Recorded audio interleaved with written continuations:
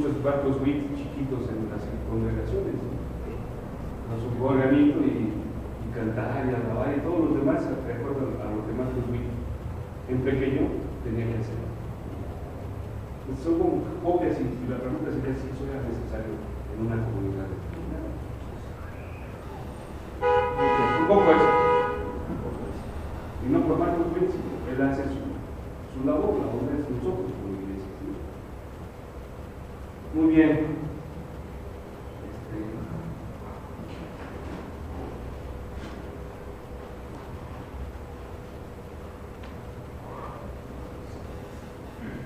Bueno, esto del Antiguo Testamento, con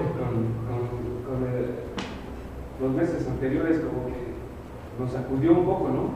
Nos sacudió un poco porque desespera, ¿no? Está como en crisis, ¿no? No tiene la verdad, pero ustedes van a ir dando cuenta como ustedes mismos vayan avanzando, ¿no? Porque el texto no es no es determinista, está abierto de una manera constante que nos está enseñando, nos está mostrando cosas nuevas. Bien, como ven aquí en la primera hoja, un poco para evaluar el programa, el Pentateuco, vamos a ver varias cosas. Si ven, 2 puntos son central en el Pentateuco. Bueno,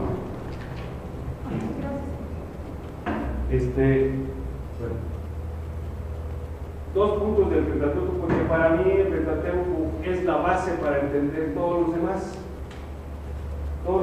libros del Antiguo Testamento. Y vamos a descubrir varias cosas interesantes en el Pentateuco. Una pregunta, porque es la pregunta que tenemos que hacernos constantemente en el punto 2, inciso C. Escribió Moisés el Pentateuco, que también causó como que revuelo también entre nosotros. Bueno, nosotros mismos lo vamos a ir descubriendo en nuestro caminar y viendo varias cosas a varias personalidades, ¿no? Y el Pentateuco es importante no solo por el hecho de si lo escribió Moisés o no, eso para mí es muy secundario. Si lo haya escrito Moisés o no, es otra cosa. Lo que nos debe interesar es el contenido, hacia dónde nos dirige esos escritos, esa cosa que Dios hasta el día de hoy ha permitido que conozcamos y que haya cambiado y que oriente a muchas personas, a muchas comunidades. Eso debe ser nuestro interés, siempre al estudiar el texto bíblico. El 3 nos habla mucho sobre los libros históricos. El Antiguo Testamento tiene sus libros de historia y que un poco también van a ir respondiendo a la pregunta que al inicio del trimestre pasado surgió aquí. ¿La Biblia es palabra de Dios o contiene palabra de Dios? En todo este proceso ustedes van a tener herramientas para contestar esa pregunta. Sobre todo ahora que vean no solamente teología del Antiguo y Nuevo Testamento, sino teología en general. ¿No? Tienen que entender que la teología es la búsqueda de ese consejo de Dios para nuestro mundo actual. Y cada quien en su historia, en su momento histórico, interpretaron la Biblia, investigaron las cosas acerca de Dios para contestarse preguntas de su momento. Eso es teología, ¿no? Es estudio de Dios, pero de nuestro mundo. ¿Qué Dios nos dice el día de hoy? Eso es teología. Y bueno, los libros históricos nos tienen mucho que contestar en esas cuestiones. Y los libros sapienciales, para mí, son libros o cuentos, algunos los conocen así. Son libros extraordinarios, son libros que nos van a guiar mucho a entender que, aunque hay libros como Salmos, que cuando los leemos no tiene nada de poético. Hay salmos que hablan de sangre, de muerte, de recordar la historia cuando Dios nos sacó de Egipto, o por ejemplo ese canto que es muy famoso entre nosotros, ¿no? Y si Jehová hiciera volver la cautividad de Sion, ¿quién va a querer otra vez regresar a la cautividad, no?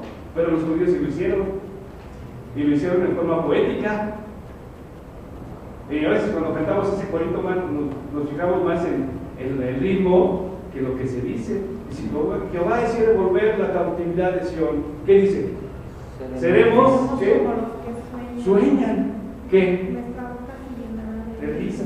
¿Cómo cautivos vamos a tener risa? No. Como que, ¿no? ¿Qué más? Nuestra boca de alabanza. No, ¿qué más?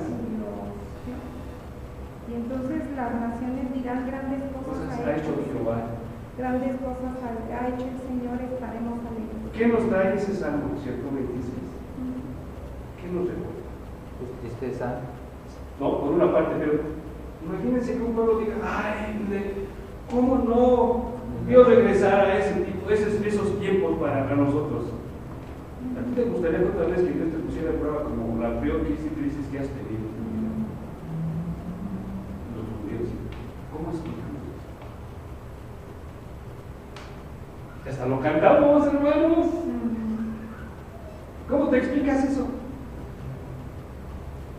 Si nos hubieran tenido una segunda oportunidad, ahora sí la aprovecharíamos. Puede ser ahí, una interpretación.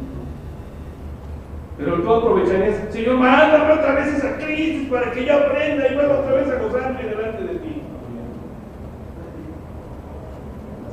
Es que a veces cuando padecemos, en el himno, es cuando estaba cautivo el pueblo de Israel. Entonces, después de haber padecido, estaban en esclavitud y les prohibieron todo lo de la religión de Dios, el poder hacer holocaustos, el poder acercarse a Dios. Entonces, el momento cuando a ellos les permitieron regresar y poder ejercer todo lo que ellos creían, para ellos fue un deleite muy grande el poder experimentar eso, porque se perdió esa bendición de poder experimentar la adoración a Dios como ellos lo habían hecho anteriormente. Se perdieron los valores, se perdió el objetivo. Exacto. Entonces ellos querían: ¿cómo no vuelvo a padecer eso? Para que todos los que han perdido el deleite ante Dios vuelvan a tener ese deleite ante Dios. No. Puede ser así. Fíjate, está en el libro de los Salmos. No, está en los Salmos. ¿Por qué no en los libros históricos? En el Pentateuco. O en el Pentateuco. ¿Por qué en los Salmos? ¿No? ¿Por qué en los Salmos?